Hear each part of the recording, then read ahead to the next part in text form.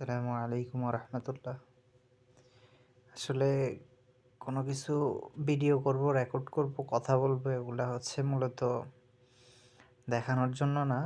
সেটা হচ্ছে যে মনের আবেগ থেকে, মনের উদ্রেক থেকে একটা চিন্তা মাথায় আসছে, যার জন্য এই ভিডিওটা করা।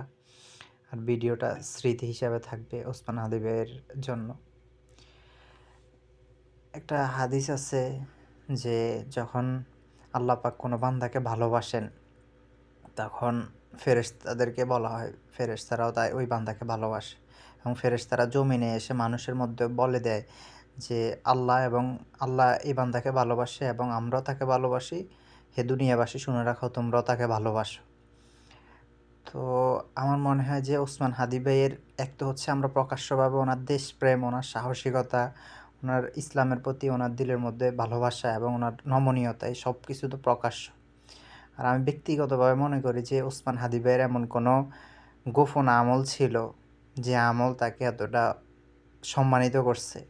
কারণ সে কিন্তু এতটা পরিচিত অনেক লম্বা সময় থেকে, বিষয়টা এরকম না। ৫ই আগস্টের পর থেকেই সবচাইতে বেশি উনি পরিচিত, জনপ্রিয়। তো আমার মনে হয় যে ওনার ব্যক্তিগত এমন কোনো আমল ছিল। জনপ্রিয় অনেকেই আছে, যেমন হাসনাত আবদুল্লাহ, আরও অনেকেই আছে, কিন্তু তার জন্য যে চোখের পানি আসা, আমার ব্যক্তিগতভাবে আমার নিজের এবং আমার অনেকেরই দেখছি যে চোখের পানি আসে।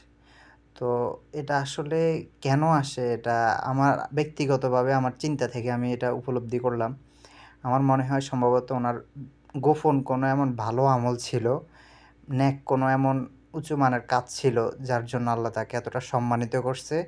যার জন্য অপরিচিত যারা তাকে চিনে না বা যারা তার সাথে কখনো সরাসরি দেখা সাক্ষাৎও হয় নাই, তাদের চোখ দিয়ে তার জন্য পানি আসা, দিলে ব্যথা অনুভব করা, এটা একান্তই তার এমন কোনো ভালো কাজ ছিল যার জন্য আল্লাহ পাক তাকে এতটা সম্মানিত করছেন। আসসালামু আলাইকুম।